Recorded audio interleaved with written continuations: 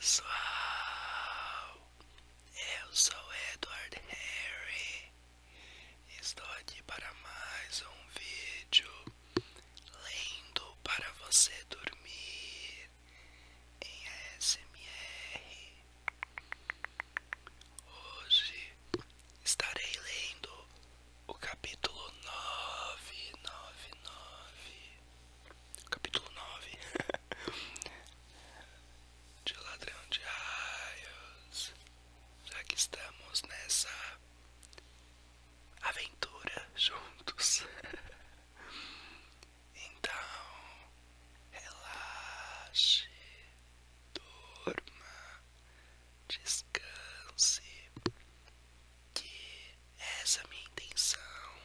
Não tem problema se você dormir, nem nada, tá bom?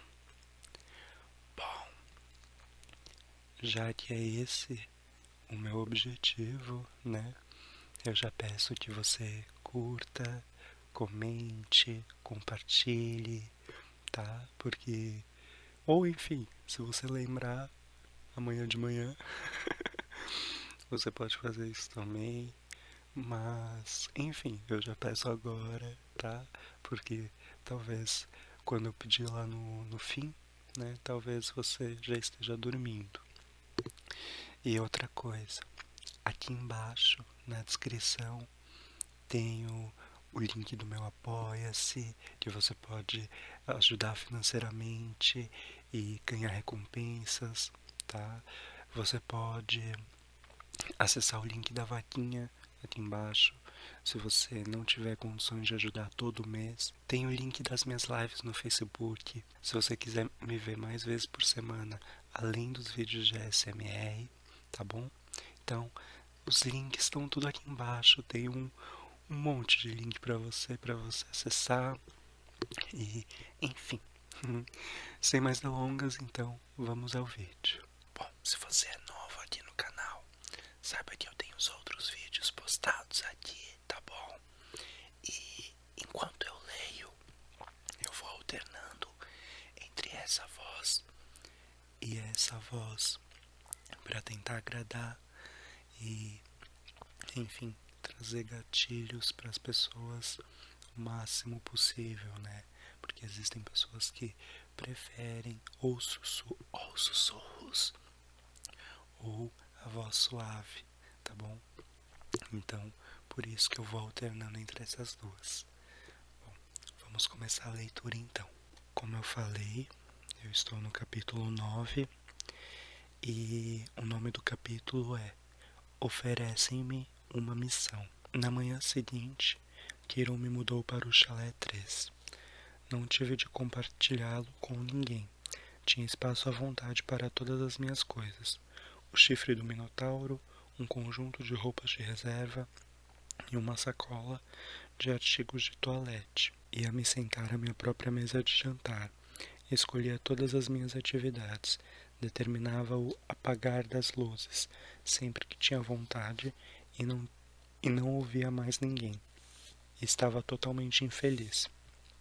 Bem quando começava a me sentir aceito, a sentir que tinha um lar no chalé 11, poderia ser um garoto normal, ou tão normal quanto é possível quando se é um meio-sangue. Fui separado como se tivesse alguma doença rara. Ninguém mencionou o cão infernal, mas tive a sensação de que estavam todos falando sobre isso pelas minhas costas. O ataque assustara todo mundo. Ele mandou 2 mensagens. A primeira, que eu era filho do deus do mar. A segunda, que os monstros não mediriam esforços para me matar.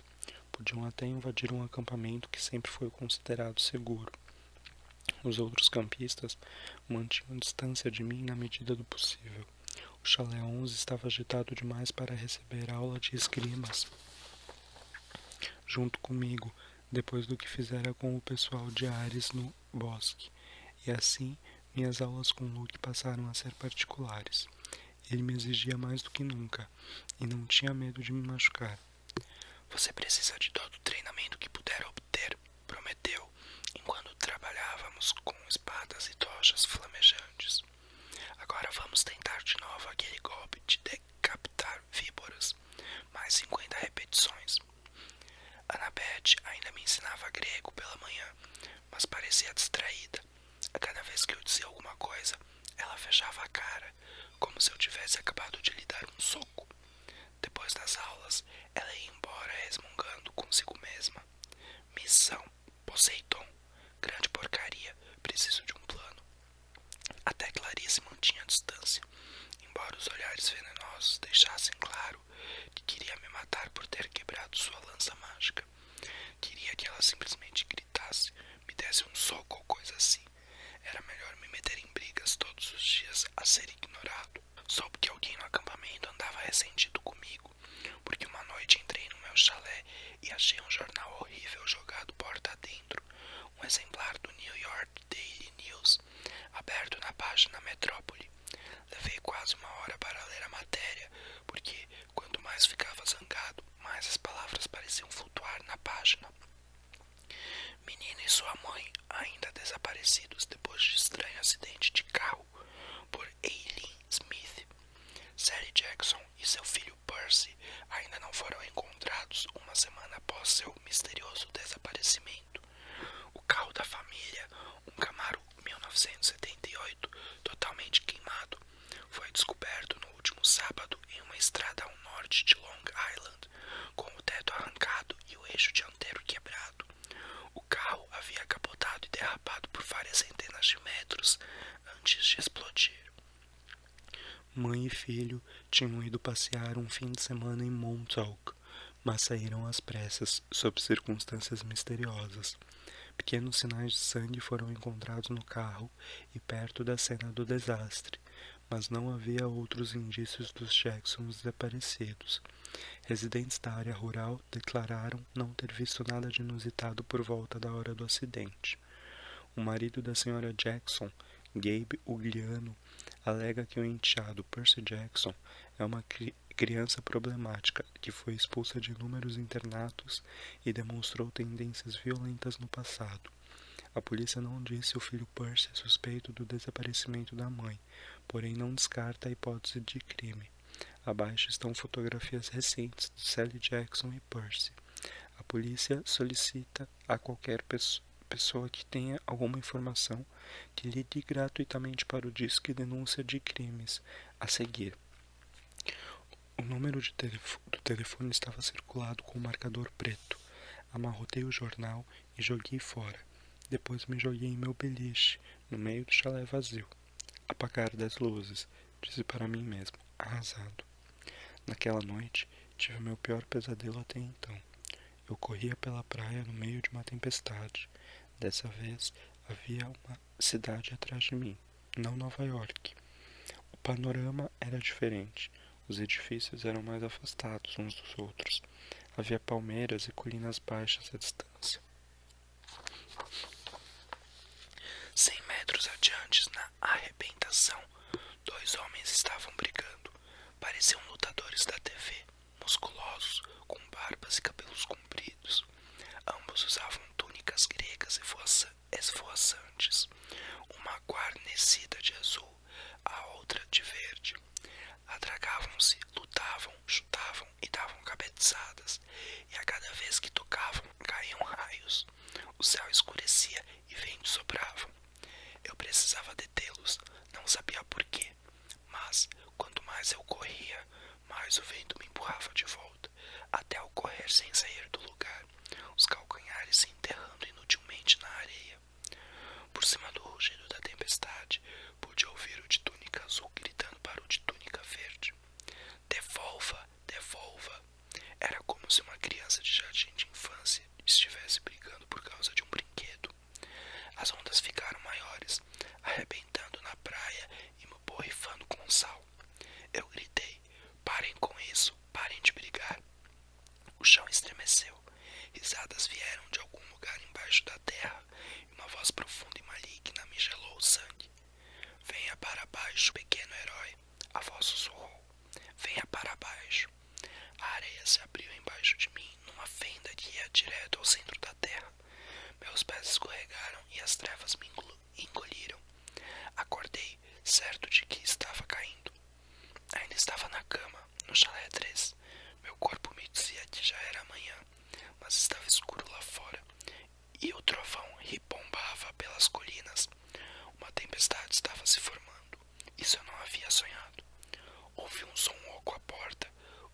casco batendo na soleira.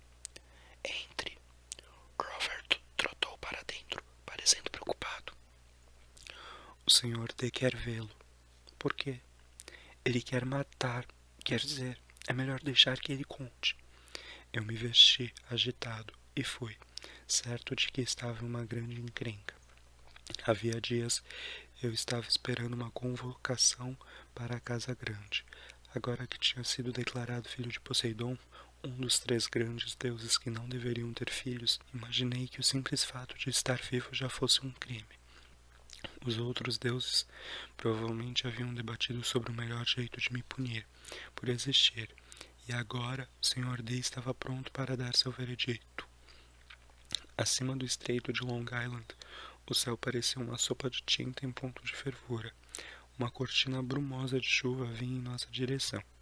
Perguntei a Grover se precisávamos de um guarda-chuva.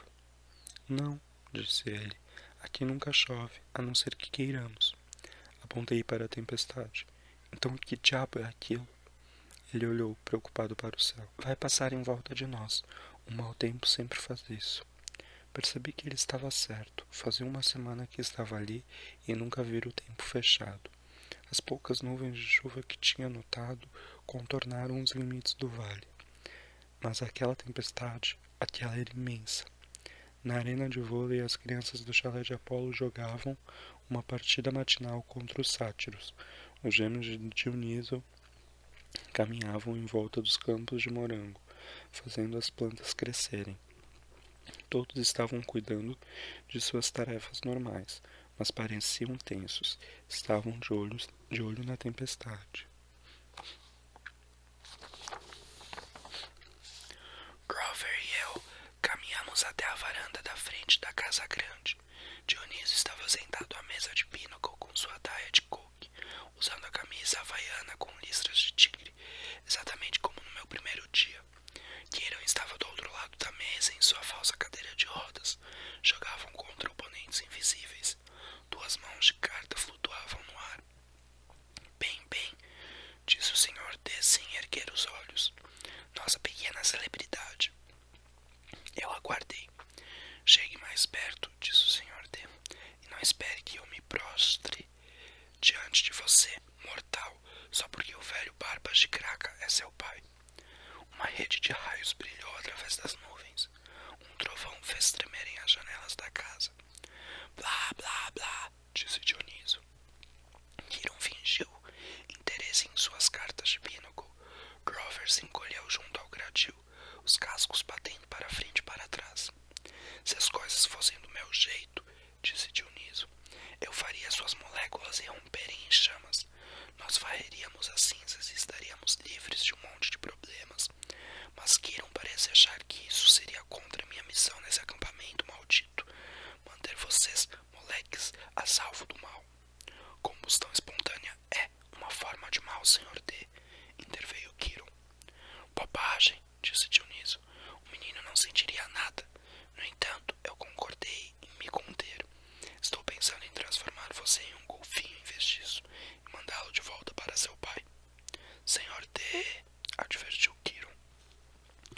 Ora, está bem, cedeu Dioniso.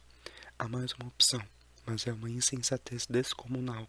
Dioniso levantou-se e as cartas dos jogadores invisíveis caíram sobre a mesa. Estou indo ao Olimpo para uma reunião de emergência.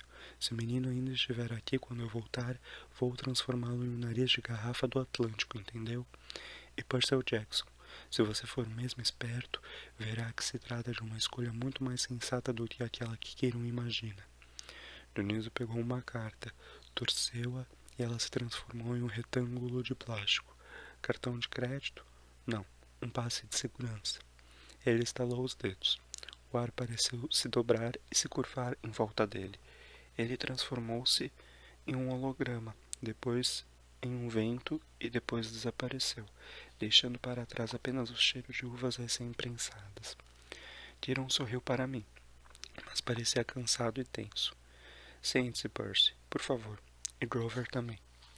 Nós obedecemos. Kieran pôs suas cartas na mesa, a mão vencedora que ele não chegara a usar. Diga-me, Percy, disse ele, o que você fez com o cão infernal? Só de ouvir o nome, eu estremeci. Quirion provavelmente queria que eu dissesse: ora, aquilo não foi nada. Costumo comer cães infernais no café da manhã. Mas eu não estava com vontade de mentir. Ele me apavorou, falei. Se vocês não o tivessem acertado, eu estaria morto. Você vai enfrentar coisas piores, Percy. Muito piores, antes de terminar. Terminar? O quê? Sua missão, é claro. Você vai aceitá-la. Dei uma olhada para Grover, que estava cruzando os dedos. Ah, senhor, ainda não me contou qual será. Kiron fez uma careta. Bem, essa é a parte difícil. Os detalhes. Um trovão irrompeu pelo vale. As nuvens de tempestade haviam agora chegado ao limite da praia. Até onde eu podia ver, o céu e o mar estavam fervendo juntos. Poseidon e Zeus, disse eu. Eles estão lutando por algo valioso. Algo que foi roubado, não estão? Kiron e Grover trocaram olhares. Kiron inclinou-se para a frente em sua cadeira de rodas. Como você sabe disso? Senti o rosto quente. Desejei não ter aberto meu bocão. Desde o Natal o tempo está esquisito, como se o mar e o céu estivessem brigando. Então falei com a Annabeth e ela tinha ouvido alguma coisa sobre um roubo. E também andei sonhando umas coisas. Eu sabia, disse Grover. Quieto, sátiro, ordenou Kiron. Mas essa é a missão dele. Os olhos de Grover estavam brilhantes de excitação. Tem de ser. Só o oráculo pode determinar. Kiron alisou a barba eriçada. No entanto, Percy, você está correto. Seu pai e Zeus estão tendo sua pior disputa em séculos. Estão lutando por uma coisa valiosa que foi roubada. Para ser preciso, um relâmpago. Eu ri de nervoso. Um quê? Não brinque com isso, advertiu Kiron. Não estou falando de um zigue-zague recoberto de papel alumínio como você vê em peças da escola. Estou falando de um cilindro de bronze celestial de alto grau, com 60 centímetros de comprimento, arrematado em ambos os lados com explosivos de nível deífico. Ah, o raio mestre de Zeus, disse Kiron, agora ficando emocionado. O símbolo de seu poder, conforme o qual todos os outros raios são moldados. A primeira arma feita pelos Ciclopes para a guerra contra os Titãs, que decepou o cume do Monte Etna e arremessou Cronos para fora de seu trono. O raio mestre, que acumula potência suficiente para fazer as bombas de hidrogênio dos mortais parecerem fogos de artifício. E ele desapareceu? Roubaram, disse Kiron. Quem roubaram? Quem roubou, corrigiu Kiron. Uma vez professor, sempre professor. Você. Meu queixo caiu. Pelo menos, Kiron ergueu uma das mãos. É isso que Zeus pensa. Durante o solstício de inverno, na última Assembleia dos Deuses, Zeus e Poseidon tiveram uma discussão. As tolices de sempre. A mãe Réia sempre gostou mais de você. Os desastres aéreos são mais espetaculares que os desastres marítimos, etc. Mais tarde, Zeus se deu conta de que o seu raio-mestre havia desaparecido, levado da sala do trono bem debaixo de seu nariz. No mesmo instante, culpou Poseidon. Agora, um deus não pode usurpar diretamente o símbolo de poder de um outro deus. Isso é proibido pela mais antiga das leis divinas. Mas Zeus acredita que seu pai convenceu um herói humano a pegá-lo. Mas eu não. Paciência e escute, criança, disse Kiron. Zeus tem boas razões para suspeitar. As forjas dos Ciclopes ficam embaixo do oceano, o que dá a Poseidon alguma influência sobre os fabricantes dos raios de seu irmão. Zeus acredita que Poseidon pegou o raio mestre e está agora mandando os Ciclopes construírem secretamente um arsenal de cópias ilegais, que poderiam ser usadas para derrubar Zeus do seu trono. A única coisa de que Zeus não tinha certeza era qual herói Poseidon usara para roubar o raio. Agora Poseidon declarou abertamente que você é filho dele. Você estava em Nova York nas férias de inverno. Poderia facilmente ter se infiltrado no Olimpo. Zeus acredita que encontrou o seu ladrão. Mas eu nunca estive no Olimpo. Zeus está maluco. Kiron e Grover olharam nervosamente para o céu. As nuvens não pareciam estar se separando à nossa volta, nosso vale, fechando-nos dentro dele como uma tampa de caixão. Ah, Percy, disse Grover, nós não usamos essa palavra que começa com M para descrever o Senhor do Céu. Paranoico, quem sabe, sugeriu Quirón. Mas, por outro lado, Poseidon já tentou derrubar Zeus antes. Acredito que essa foi a pergunta 38 da sua prova final. Ele olhou para mim como quem realmente esperava que eu me lembrasse da pergunta 38. Como podia alguém me acusar de roubar uma arma de um deus? Eu não conseguia nem furtar um pedaço de pizza da mesa de pôquer de Gabe sem ser pego. Quirón estava esperando por uma resposta. Alguma coisa a ver com uma rede de ouro, adivinhei. Poseidon e Hera e alguns outros deuses. Eles, prenderam Zeus numa armadilha e não o deixaram sair até ele prometer ser um soberano melhor, certo? Correto, disse Quirón. E Zeus nunca mais confiou em Poseidon desde então. Poseidon, é claro, nega ter roubado o raio mestre. Ele se ofendeu com a acusação. Os dois vêm discutindo o tempo todo há meses, com ameaças de guerra. E agora você apareceu, a famosa gota d'água. Mas eu sou apenas uma criança. Percy, interveio Grover. Se você fosse Zeus e já achasse que seu irmão estava planejando derrubá-lo, e então seu irmão subitamente admitisse que havia quebrado o juramento sagrado que fizera depois da Segunda Guerra Mundial e que era pai de um novo herói mortal que poderia ser usado como uma arma contra você, isso não o deixaria com a pulga atrás da orelha? Mas eu não fiz nada. Poseidon, meu pai, ele realmente não mandou roubar esse raio mestre, mandou? Quirón suspirou. A maioria dos observadores inteligentes concordaria que o roubo não faz o estilo de Poseidon, mas o deus do mar é orgulhoso demais para tentar convencer Zeus disso. Zeus exigiu que Poseidon devolva o raio até o solstício de verão.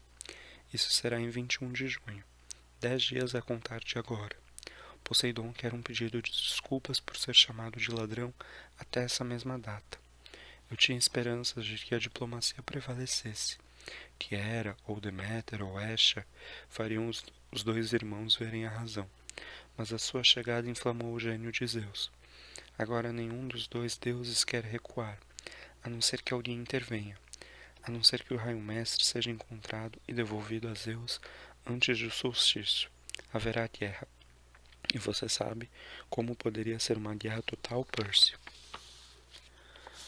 Ruim, adivinhei.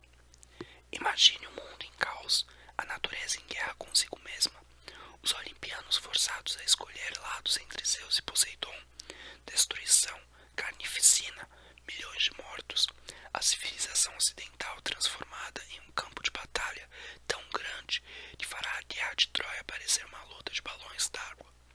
Ruim, repeti. E você, Percy Jackson, será o primeiro a sentir a ira de Zeus. Começou a chover. Os jogadores de vôlei interromperam o jogo e olharam em silêncio perplexo para o céu. Eu havia trazido a tempestade para a colina meio-sangue. Zeus estava punindo o acampamento inteiro por minha causa. Eu estava furioso. Então eu tenho que encontrar aquele raio estúpido, disse, e devolvê-lo a Zeus. Que melhor oferenda de paz, disse Quirón, do que fazer o filho de Poseidon devolver o que é de Zeus. Se não está com Poseidon, onde está essa coisa? Eu creio que sei. A expressão de Quirón era soturna. Parte da profecia que recebi anos atrás. Bem, algumas frases fazem sentido para mim agora. Mas, antes que eu possa dizer mais, você precisa aceitar oficialmente a missão. Você precisa procurar o conselho do oráculo. Porque você não pode dizer de antemão onde está o raio. Porque, se eu fizer isso, você ficará assustado demais para aceitar o desafio. Eu engoli em seco. Boa razão. Então você concorda? Olhei para Grover, que assentiu encorajadoramente. Fácil para ele. Era a mim que Zeus queria matar. Está bem, disse eu. É melhor do que ser transformado em um golfinho. Então é hora de você consultar o oráculo, disse Quirón. Vá para cima, Percy Jackson, para o sótão, e quando descer de novo, presumindo que ainda esteja lúcido, conversamos mais. 4 lances acima, a escada terminava embaixo de um alçapão verde. Puxei o cordão. A porta se abriu e uma escada de madeira caiu ruidosamente no lugar. O ar morno que via de cima cheirava a mofo, madeira podre e mais alguma coisa. Um cheiro que me lembrou aula de biologia. Répteis. O cheiro de serpentes. Prendi a respiração e subi. O sótão estava atulhado de sucata de heróis gregos, suportes de armaduras cobertos de teias de aranha, escudos outrora brilhantes cheios de adesivo dizendo Ítaca, Ilha de Circe e Terra das Amazonas. Sobre uma mesa comprida estavam amontoados potes de vidros cheios de coisas em conserva, garras peludas decepadas, enormes olhos amarelos e diversas outras partes de monstros. Um troféu empoeirado na parede parecia ser uma cabeça de serpente gigante, mas com chifres e uma arcada completa de dentes de tubarão.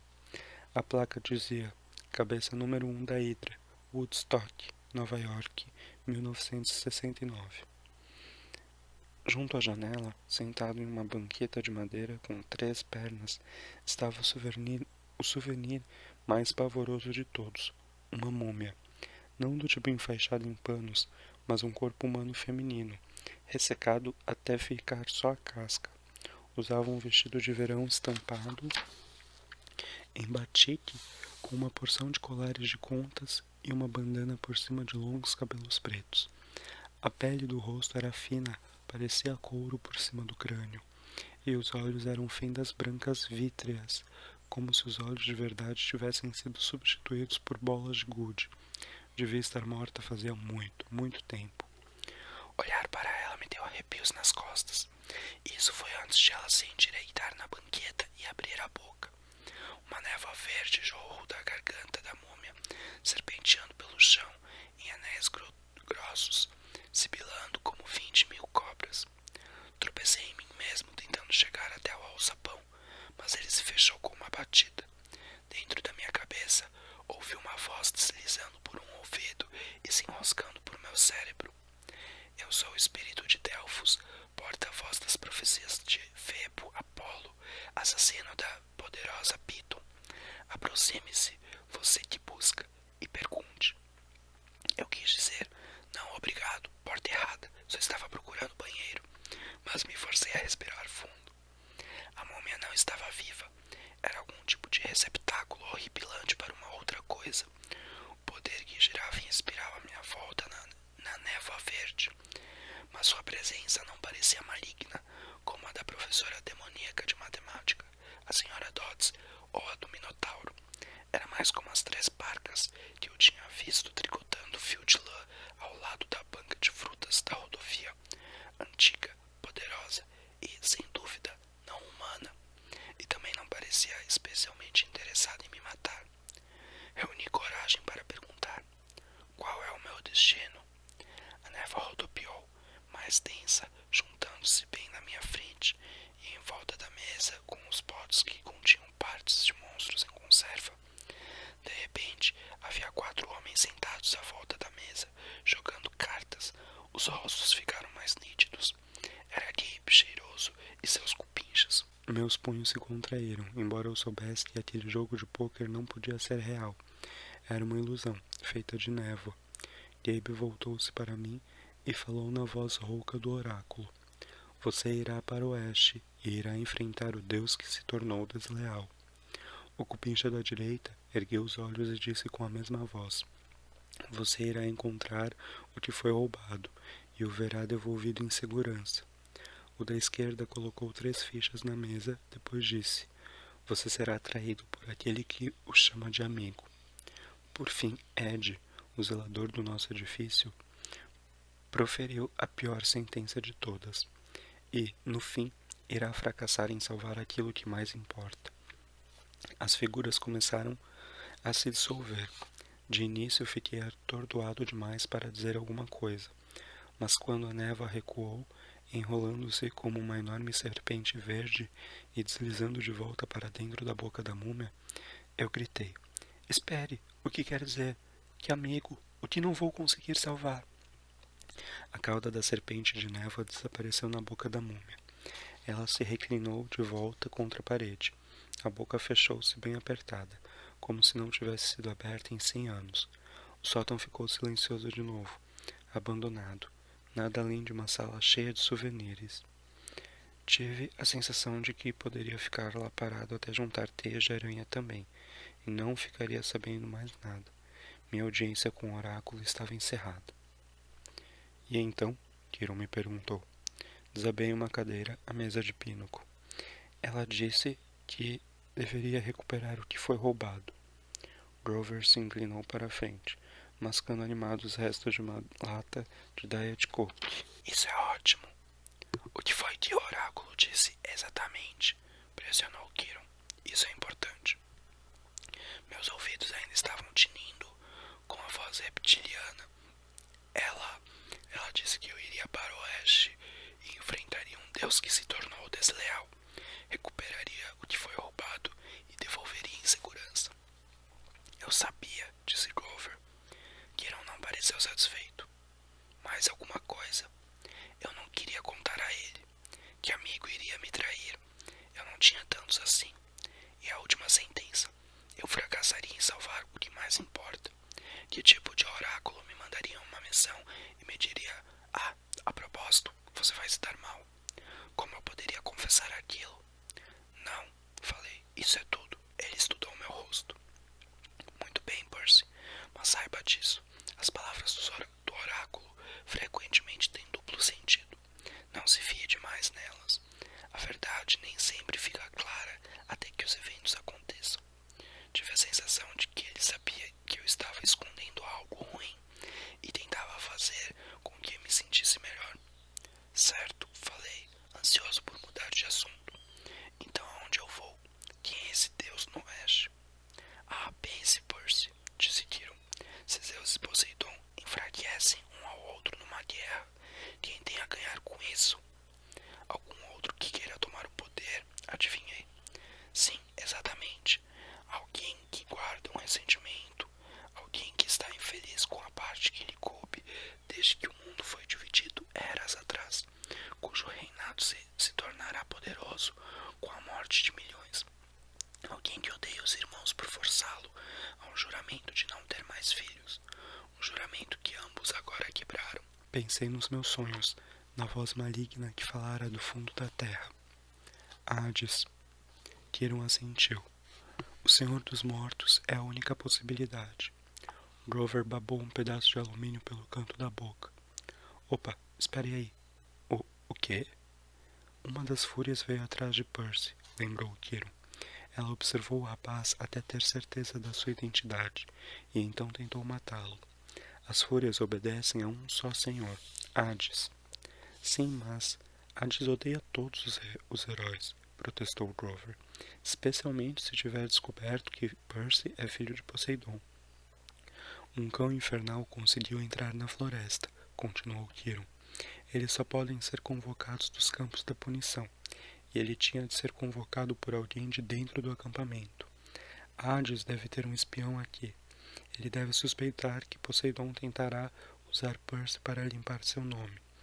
Hades gostaria muito de matar esse jovem meio-sangue, antes que ele possa assumir a missão. Boa, murmurei. São dois dos deuses mais importantes querendo me matar. Mas uma missão para... Grover engoliu em seco. Quer dizer, o raio-mestre não poderia estar em algum lugar como Maine? O Maine é muito agradável nessa época do ano. Hades enviou um protegido para roubar o raio-mestre, insistiu Kiron. Ele o escondeu no mundo inferior, sabendo muito bem que Zeus culparia Poseidon. Não pretendo entender perfeitamente os motivos do Senhor dos Mortos, ou por que ele escolheu essa época para começar uma guerra. Mas uma coisa é certa, Percy precisa ir ao mundo inferior, encontrar o raio-mestre e revelar a verdade. Um fogo estranho queimou meu estômago. O mais esquisito era que não se tratava de medo, era expectativa, o desejo de vingança. Hades tentara me matar 3 vezes até agora, com a fúria, o minotauro e o cão infernal. Por sua culpa, minha mãe desaparecera em um clarão. Agora ele tentava enquadrar eu e meu pai por um roubo que não tínhamos cometido. Eu estava pronto para enfrentá-lo. Além disso,